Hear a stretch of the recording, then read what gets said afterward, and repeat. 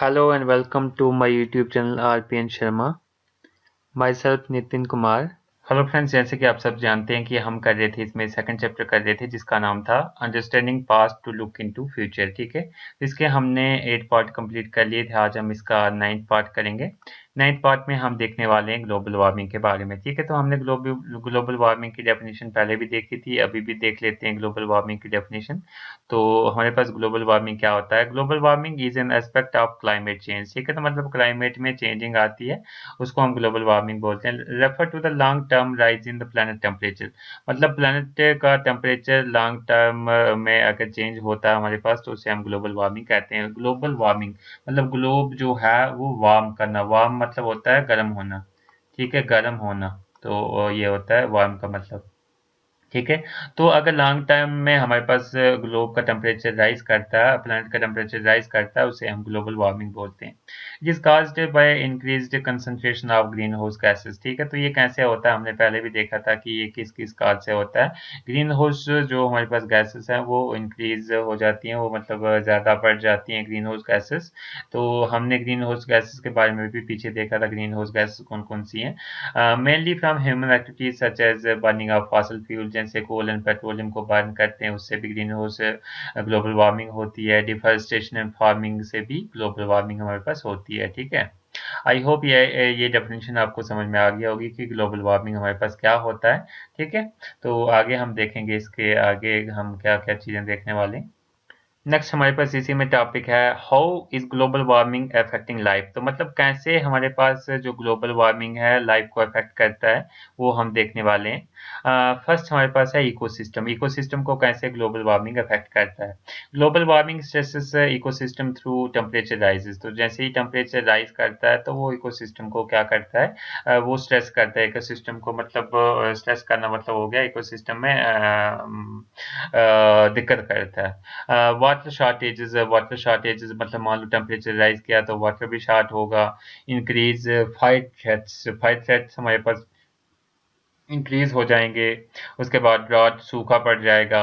Weed and paste invasion. ठीक है, मतलब जो वीड्स और पेस्ट वगैरह जो कीड़े मकोड़े हैं वो आ जाएंगे हमारे पास। Intense storm damage. ठीक है, उसके बाद हम साल्ट इन्वेजन की बात करें, just the name of few, मतलब ये कुछ नाम ही है, ऐसे बहुत सारे हमारे पास हो सकते हैं। Some of the Australian great icon such as natural icon such as Great Barrier Reef are already threatened. ठीक है, तो ये आप देख सकते हैं एग्जांपल है। उसके बाद स्पीशीज को कैसे इफेक्ट करता है ग्लोबल वार्मिंग हम देख लेते हैं। One of 6 species is at risk of extinction because of climate change. तो मतलब कुछ हमारे पास एक 6 स्पीशीज में से कुछ एक स्पीशी ऐसी है जो बहुत ही ज़्यादा रिस्क पे है। वो किसकी वजह से हो रहा है? क्लाइमेटिक चेंज की वजह से।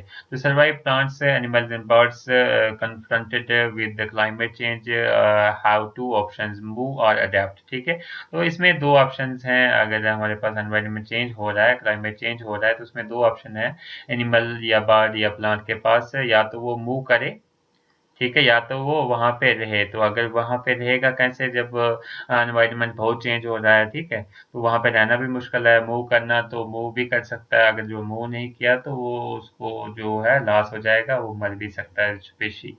With the speed of climate change we are experiencing already, it's often not possible for a species to adapt quickly enough to keep up with its changing environment। मतलब जो भी स्पीशीज हैं उसके लिए किसी जगह पे मतलब हमारे पास एनवायरनमेंट चेंज हो रहा है तो उसको क्विकली वहाँ पे अडाप्ट करना बहुत मुश्किल हो जाता है।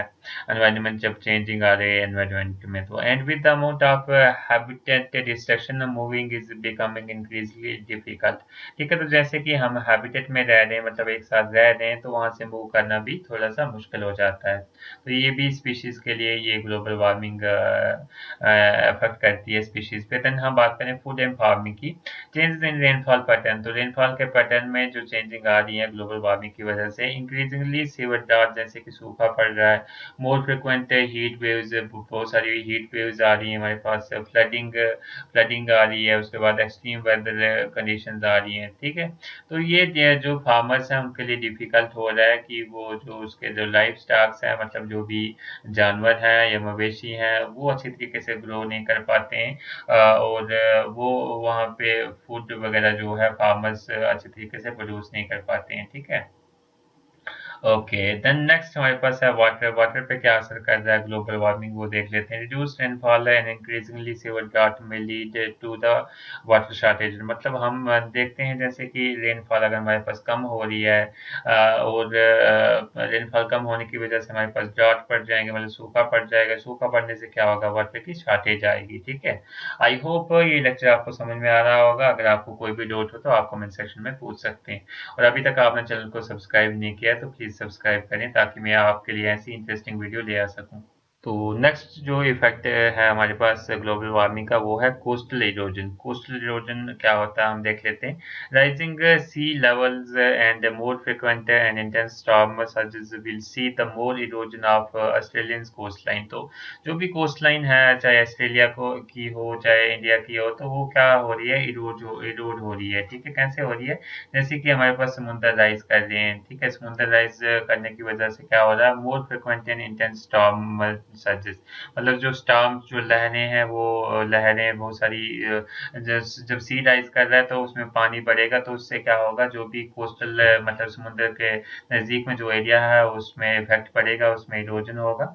वेयरिंग अवे एंड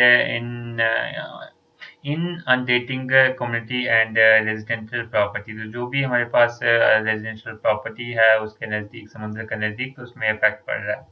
उसके बाद हम बात करते हैं हेल्थ में इसका क्या इफेक्ट पड़ रहा है ग्लोबल वार्मिंग का, वो हम देख लेते हैं। Increasingly severe and frequent heat waves में lead to death and illness. तो डायरेक्टली डेथ भी हो सकती है और इलनेस बहुत सारी क्रिएट करता है frequently heat waves.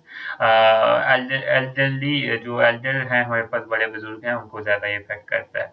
High temperatures and humidity could also produce more mosquito borne diseases. तो बहुत सारे मॉस्किटो बॉर्न डिजीजेस भी इससे हमारे पास से पैदा हो सकते हैं, हाई टेम्परेचर से, ह्यूमिडिटी से, ठीक है। नेक्स्ट हम बात करें, इसमें है डैमेज टू होम्स। तो जो घर हैं वो भी डैमेज इससे हो जाते हैं ग्लोबल वार्मिंग से। तो वो कैसे होते हैं हम देख लेते हैं। Increasingly severe extreme weather events like post fire. तो हमारे पास टॉपिक था damage to homes. Increasingly severe extreme weather events like bush fires, storms, floods, cyclones, coastal erosion will see increased damage to homes as well as costly insurance premiums, ठीक है। तो हम बात करें डैमेज टू होम्स। होम में कैसे damage हो रहा है, जैसे कि बुश फायर, दैट मीन झाड़ियों में आग लग जाना, स्टॉर्म्स वगैरह, फ्लड वगैरह, साइक्लोन वगैरह, कोस्टल इरोजन। तो इससे घर भी जो है डैमेज हो रहे हैं हमारे पास ग्लोबल वार्मिंग से। देन हम बात करते हैं, नेक्स्ट है हमारे पास कोरल ब्लीचिंग। कोरल ब्लीचिंग हमारे पास क्या होता है हम देख लेते हैं। Rising temperatures and acidity within our oceans is contributing to extreme coral bleaching events like in 2016 event that destroyed more than one third of the Great Barrier Reef, ठीक है। तो आई होप ये lecture भी आपको समझ में आ रहा होगा। अगर आपको कोई भी डाउट हो तो आप कमेंट सेक्शन में पूछ सकते हैं। नेक्स्ट हमारे पास है what changes to the climate are humans causing through global warming, ठीक है। मतलब कौन कौन सी ऐसी चेंजेस हैं क्लाइमेट में जो ह्यूमन काज कर रहे हैं थ्रू ग्लोबल वार्मिंग के थ्रू, ठीक है। तो ह्यूमन मतलब काज कर रहे हैं ग्लोबल वार्मिंग के थ्रू। तो फर्स्ट हमारे पास है हॉटर डेज। हॉटर डेज हमारे पास क्या हो गया, गर्म दिन। इन 2015 was the hottest year on record. तो अगर हम बात करें 2015 जो था हॉटेस्ट ईयर था हमारे रिकॉर्ड में। The previous record was broken इन 2014। 2014 में भी अच्छा रिकॉर्ड था, बहुत ही गर्म दिन था। And 2016 is expected to set a new record for the third year in a row. In the past few years, records have been broken for the longest heat waves, and the Bureau of Meteorology has added purple and magenta to the forecast map for temperature up to 55 degree Celsius. मतलब जो hottest day था इसमें 55 degree तक temperature चला गया था। Rising sea levels. Rising sea levels अब hottest, अब हम देख लेते हैं इसमें क्या है। Increased ocean temperatures are melting glaciers and ice caps. तो मतलब जैसे इंक्रीज हो रहा है टेम्परेचर तो उससे ग्लेशियर मेल्ट कर रहे हैं और आइस कैप जो है all over the world melt कर रहे हैं, जिससे क्या हो रहा है, melt ice increases the volume of water. तो जैसे ही आइस मेल्ट कर रही है तो वो वॉल्यूम जो है वाटर का उसको इंक्रीज कर रही है इन ओशन में। Warmer temperatures also result in the expansion of waters mass which causes sea level to rise rise, जिससे कि सी लेवल राइज हो रहा है।